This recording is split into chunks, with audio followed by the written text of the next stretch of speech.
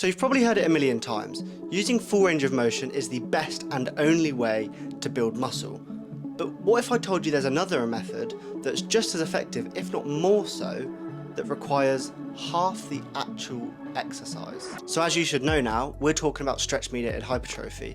So we're going to dive into the science behind it, how it works, and how you can actually apply it to your training. And then we'll round off the video and talk about whether you should actually focus on stretch-mediated hypertrophy or you should just kind of forget about it. So for years, using a full range of motion has been the gold standard to maximize hypertrophy. So whether you're doing a bench press, a squat, or a deadlift, we've been taught to take ourselves through the whole range of motion in order to maximize gains. And while there's no doubt that full range of motion is important, there's a bit of skepticism to whether it's actually necessary for muscle growth, or if there's better alternatives. And I know what you're thinking, Lockie, you haven't even got to talking about stretch-mediated hypertrophy yet. I know, we're getting there. And a lot of us have been told that if we're not performing exercises through the full range of motion, we're leaving gains on the table, particularly when we're talking about muscle hypertrophy. But a lot of experts and more recent research have said this probably isn't the case, or may not be. So now this is where stretch-mediated hypertrophy comes in, and I'm going to refer to it as SMH because it is an absolute mouthful. So SMH is the idea that stretching your muscles under load, without actually going through the full range of motion, can elicit higher levels of hypertrophy. So let's actually dive into the science behind SMH and why it's probably more effective than you think. So the whole concept is based on the principle that when a muscle is placed under load in a stretched position, it experiences a unique stimulus that elicits hypertrophy. This is particularly relevant in exercises where the muscle is placed under load in a stretched position for an extended period of time. And you can easily see this in practice, such as the bottom portion of a Romanian deadlift, the lowering phase of an incline dumbbell curl,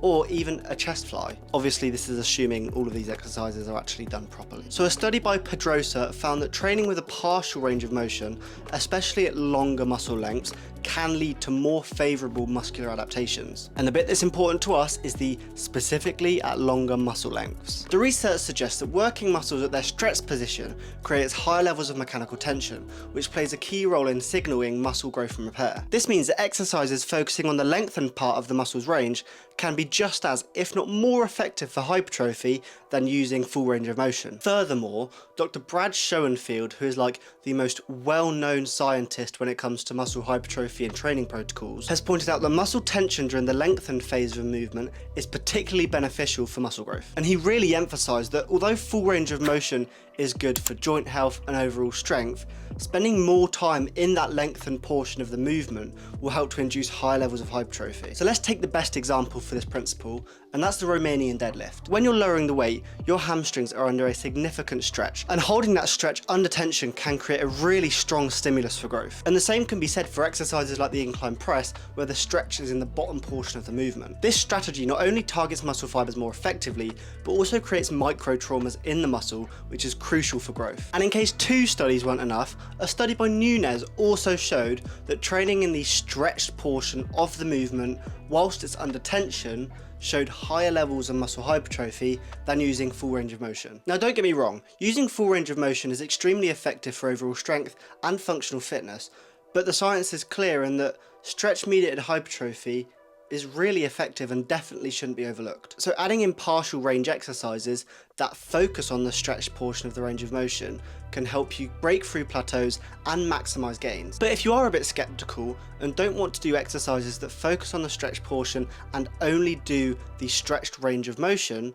maybe do them exercises but use the full range of motion too. That way, regardless of which side of the argument is right, you'll be utilizing both. But the traditional view is that full range of motion has always been essential for muscle development. But based on the research, we can see that you can achieve significant results, maybe even better results, without going through the full range of motion. In fact, focusing on the stretched phase of certain movements can actually give you better results in terms of muscle growth. So I understand this really new insight challenges the original mindset that people have. And obviously you don't have to completely overhaul your workouts. I don't want you to now finish this video, go to your laptop or your notepad and start writing down all of the partial range of motion exercises you can do and completely scrap the full range of motion. But by incorporating partial range movements, particularly in exercises that place the muscle under load during the stretched portion of the movement, you can tap into new gains that may have been out of reach before. For example, you can start implementing 2-second holds during the stretched portion of the movement.